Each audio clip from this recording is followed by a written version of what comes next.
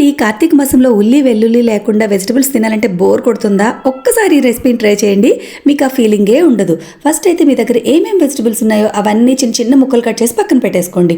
నాకైతే ఈ ముక్కలన్నీ పావు కిలో వచ్చాయి. దీనికోసం 75 to 100 grams ఉప్మా రవ్వ తీసుకొని ఒక్కసారి మిక్సీలో వేసి పొడిలాగా చేసి పక్కన పెట్టేసుకోండి.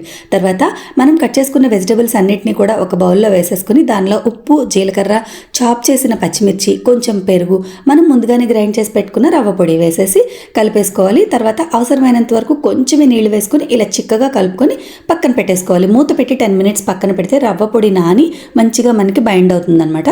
ఇప్పుడు వీటిని పెనం పైన కాస్త నూనె వేసుకుని ఇలా చిన్న చిన్న ప్యాటీస్ లాగా వేసుకోవచ్చు. లేదు అంటే మీరు గుంత పొంగనాలు కూడా వేసుకోవచ్చు.